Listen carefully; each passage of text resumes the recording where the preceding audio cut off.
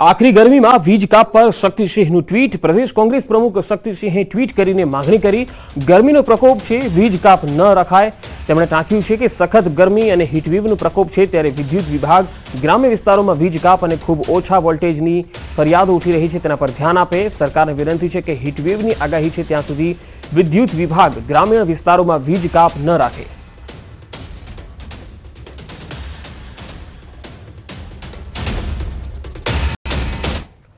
સુરતમાં બોમ્બે માર્કેટ વિસ્તારમાં હત્યાનો બનાવ બન્યો। નશાની હાલતમાં બે શખ્સો ઝઘડતા હતા અને હત્યા થઈ ગઈ।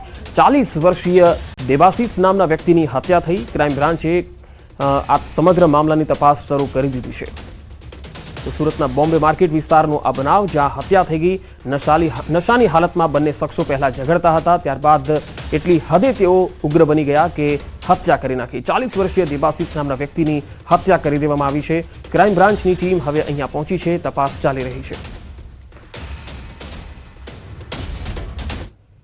છોટાઉદેપુરના જેતપુર પાવી કવાટ રોડ પાસે પિકઅપ ગાડી ખાડામાં ખાબકી ગઈ। ડ્રાઈવરે સ્ટીયરિંગ પરથી કાબુ ગુમાવ્યો અને આ ઘટના બની।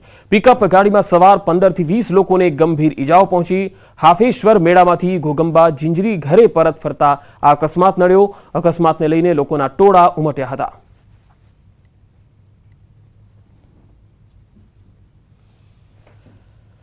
આ તરફ અમદાવાદમાં સીટીએમ પાસે ચુનીલાલ પાર્ક પાસે દિવાલ ધરાશાયી થવાની ઘટના બની।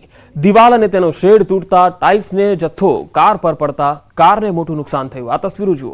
ઘટના અંગેની જાણ થતાં જ્યારે ફાયર વિભાગની ટીમ અહીંયા પહોંચી હતી, ત્યારે આ સમગ્ર બાબતે આગળની તપાસ હાથ ધરી હતી। જો કે કાર અને અન્ય વાહનોને ખાસું નુકસાન થયું છે, કારણ કે ટાઇલ્સનો જથ્થો કાર ઉપર પડ્યો હતો। તો ફાયર વિભાગની ટીમ અહીંયા આ સમગ્ર મામલે તપાસ માટે પહોંચી હતી। જો કે હાલ કોઈ જાનહાનિ અહીંયા થઈ નથી, પરંતુ જે કાર અહીંયા મુકાયેલી હતી તેને વ્યાપક નુકસાન થયું છે। તો આ બુલેટિનમાં અત્યારે આટલું જ। નમસ્કાર।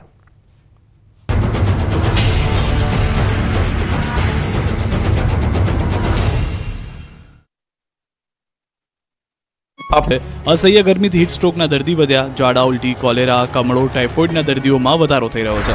આ બાજુ આણંદના સોજિત્રામાં રોગચાળો વકર્યો। પાણીજન્ય રોગચાળો વકરતા અનેક લોકો બીમાર। ઝાડા ઉલટીના કેસમાં વધારો નોંધાયો। 60 જેટલા દર્દીઓ આવ્યા ઝપેટમાં। હાલ 8 લોકો હોસ્પિટલમાં સારવાર હેઠળ।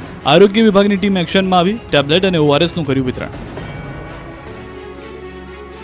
ગુજરાતમાં ગરમીએ માજા મૂકી છે। સૂર્યદેવતા 50 ડિગ્રીને પાર પહોંચવા માટે ઉતાવળા થઈ રહ્યા છે, ત્યારે આ ગરમીમાં તંત્રએ બપોરના સમયે મજૂરોને કામકાજ ન કરવાની સૂચના આપી છે।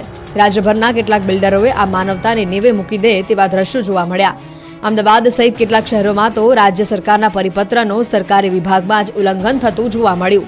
કન્સ્ટ્રક્શન સાઇટ ઉપર ગરમીમાં કામદારોની કામગીરીના નિયમો ભંગ થતા નજરે પડ્યા। બપોરે 1 થી 4 કલાક દરમિયાન કામદારો પાસે કામ ન કરાવવાનો પરિપત્રમાં ઉલ્લેખ છે, છતાં એએમસી જ સરકારી પરિપત્રનો સરેઆમ ભંગ કરતી નજરે પડી છે। સિવિલ નવી સુપર સ્પેશિયાલિસ્ટ હોસ્પિટલ બની રહી છે, જ્યાં 40 ડિગ્રીથી વધુ તાપમાં શ્રમિકો કામ કરતા જોવા મળ્યા। તો રાજકોટમાં તંત્ર મનપાના નિયમોનું ઉલ્લંઘન કરતું દેખાયું। ભર તડકામાં શ્રમિકો કન્સ્ટ્રક્શન સાઇટ ઉપર પાણી છાંટતા જોવા મળ્યા। રાજકોટ શહેરની સિવિલ હોસ્પિટલમાં જ શ્રમિકો કામ કરતા નજરે પડ્યા। 1 વાગ્યા બાદ શ્રમિકો દ્વારા કામ કરવામાં આવતું હોવાનું સામે આવ્યું। શ્રમિકે પણ સ્વીકાર્યું કે તેમના કોન્ટ્રાક્ટર દ્વારા પાણી છાંટવાનું કહેવામાં આવ્યું છે। તો ગરમીને લઈને રાજ્યની જનતાને સીએમએ સૂચન કર્યું છે। જનતા જોગ સીએમએ ટ્વીટ કરીને સૂચનો આપ્યા છે। આકરી ગરમીમાં સ્વાસ્થ્યનું ધ્યાન રાખવાનું સૂચન કર્યું છે। તડકામાં ઘરની બહાર ન નીકળવાની સૂચના આપવામાં આવી છે। કાળઝાળ ગરમીના કારણે લોકો હેરાન પરેશાન થઈ ગયા છે, તો પશુઓ પણ ત્રાહિમામ પોકારી ઉઠ્યા છે। અંગ દજાડતી ગરમી ફક્ત જીવલેણ જ નહીં, પરંતુ હવે આર્થિક ફટકો પણ મારી રહી છે। ગરમીના પ્રકોપના કારણે પશુઓએ દૂધ આપવાનું ઓછું કરી દીધું। પહેલા કરતા પશુઓના આવતા દૂધમાં ઘટાડો થતા પશુપાલકોને ફટકો પડ્યો છે। આણંદની પાળજ દૂધ ઉત્પાદક મંડળીમાં દૂધ ઉત્પાદન ઘટ્યું છે। ગરમીની અસર લોકોને સાથે સાથે દૂધાળા પશુઓને પણ થઈ રહી છે। ગત 2 મહિનાની સરખામણીમાં આ મહિને ઘણું ઓછું દૂધ ઉત્પાદન થયું છે। માર્ચ મહિનામાં 1 લાખ લીટર, એપ્રિલમાં 96,000 લીટર, તેની સામે ચાલુ મહિનામાં 70,000 લીટર જ દૂધ ઉત્પાદન થયું છે। પાળજ દૂધ ઉત્પાદક મંડળીએ માર્ચમાં 70 લાખ, એપ્રિલમાં 61 લાખ રૂપિયા અને મે માસમાં 43 લાખ રૂપિયાની ચૂકવણી સભાસદોને કરી છે।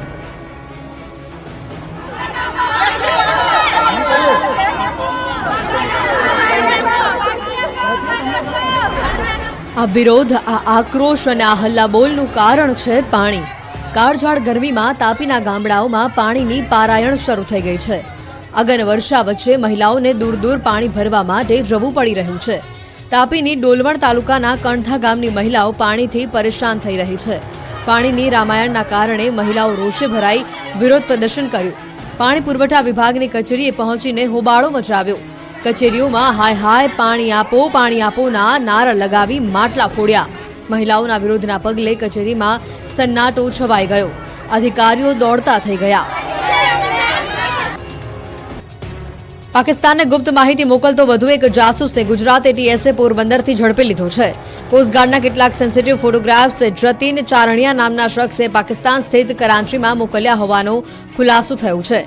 આરોપી જતીન ચારણિયા અવંતિકા પ્રિન્સ નામની પ્રોફાઇલથી સંપર્ક કરતો હતો, જેમાં એક મહિલા દ્વારા તેની સાથે વાતચીત કર્યા બાદ હની ટ્રેપમાં ફસાવાયો હતો. આરોપી અનેક વખત અતિગુપ્ત માહિતી તેમજ ફોટોગ્રાફ્સ આ ગ્રુપમાં શેર કર્યા છે, જેની સામે તેને રૂપિયા પણ લીધા હોવાનો ખુલાસો થયો. પાકિસ્તાન સાથે નાણાકીય વ્યવહાર થયાનો ખુલાસો થતા એટીએસની વિવિધ ટીમ દ્વારા તેના વોટ્સએપ ગ્રુપની બારીકાઈથી તપાસ કરવામાં આવી હતી, જે બાદ તેની ધરપકડ કરાઈ છે. માછીમાર કરતો શખ્સ જતીન પાકિસ્તાન ઇન્ટેલિજન્સના સંપર્કમાં છેલ્લા 4 મહિનાથી હતો. એક માહિતી આપવાના બદલામાં આરોપીને 6,000 રૂપિયા આપવામાં આવતા. અરવિકાની માંગણી અનુસાર જતીન ચારણિયા તેને મેસેજ કરીને પોરબંદર ખાતે જેટી તથા શિપ અંગેની કેટલીક વિગતો મોકલી આપતો હતો. હિન્દુ નેતાને ધમકી આપવાના કેસમાં ઝડપાયેલા મૌલવીની સઘન તપાસમાં મોટા ખુલાસા થયા છે. મૌલવી સાથે સંપર્ક ધરાવતો બિકાનેરનો શખ્સ અશોક સુથાર ઉર્ફ અબુ બકર પાકિસ્તાનના સંપર્કમાં હોવાનો નમસ્કાર, આપ જોઈ રહ્યા છો ગુજરાતની number 1 news channel news 18 Gujarati. આપણું ગુજરાત સાથે હું છું સિદ્ધાર્થ ધોળકિયા. મહત્વના સમાચારથી કરીએ શરૂઆત. આગ ઝરતી ગરમીમાં શેકાયું છે ગુજરાત. હજુ 4 દિવસ આકાશમાંથી વરસશે અગનગોળા. અમદાવાદ ગાંધીનગરમાં હીટવેવની આગાહી. ગુજરાતમાં સૂર્યદેવ કોપાયમાન છે. કાળઝાળ ગરમીમાં ગુજરાત શેકાઈ રહ્યું છે. મોટાભાગના શહેર અગનભઠ્ઠી બની ગયા છે. સુરત દાદા દિવસ જ નહીં પરંતુ રાત પાળી પણ કરી રહ્યા છે. રાતે પણ લોકોને 40 ડિગ્રી ગરમીનો અહેસાસ થઈ રહ્યો છે. માથાફાડ ગરમીના કારણે જનતા ત્રસ્ત થઈ ગઈ છે. એમાં અમદાવાદ સિઝનનો સૌથી ગરમ દિવસ આજે રહ્યો. અમદાવાદમાં સિઝનમાં પ્રથમવાર ગરમીનો પારો આજે 46 ડિગ્રીને પાર પહોંચી જતા અમદાવાદમાં જાણે આકાશમાંથી અગનગોળા વરસી રહ્યા હોય તેવો અહેસાસ થયો. ગાંધીનગરમાં પણ 46 ડિગ્રીને પારો પાર પહોંચી ગયો. તો 10થી વધુ શહેરમાં ગરમીનો પારો 45 ડિગ્રીને વટાવી ગયો, જેથી લોકો પરસેવે રેબઝેબ થઈ ગયા. હજી પણ ગુજરાતીઓ અધધ ગરમીમાં શેકાવા તૈયાર રહેજો. હવામાન વિભાગે હજી 4 દિવસ હીટવેવની આગાહી આપી છે. અમદાવાદ ગાંધીનગરમાં 2 દિવસ ગરમીનું રેડ એલર્ટ અપાયું છે. મોરબી, સુરેન્દ્રનગર, રાજકોટ, આણંદ, સાબરકાંઠા, સુરત, વલસાડ, વડોદરા, જૂનાગઢ, કચ્છ, પાટણ, બોટાદ, અમરેલી, ભાવનગર, ખેડા, અરવલ્લી, છોટાઉદેપુરમાં ઓરેન્જ એલર્ટ આપવામાં આવ્યું છે. જ્યારે રાત્રે 10 વાગે 40 ડિગ્રી સુધી તાપમાન રહેશે, એટલે કે રાત્રે પણ આગ ઝરતા તાપમાનમાં શેકાવવું પડશે. હવામાન વિભાગની આગાહી અનુસાર આગામી 4 દિવસ બાદ વિવિધ ભાગોમાં મહત્તમ તાપમાન 2 થી 3 ડિગ્રી સેલ્સિયસ ઘટાડો થશે. આથી 2 દિવસ દરમિયાન શહેરીજનોએ બહાર નીકળતા પહેલા ચેતી જવું પડશે, નહીં તો બીમારી નોતરી શકો છો. हीट वेव वार्निंग की बात करेंगे तो हीट वेव की वार्निंग दी गई है डे 1 से लेकर डे 4 तक. और मैक्सिमम टेम्परेचर की बात करेंगे तो मैक्सिमम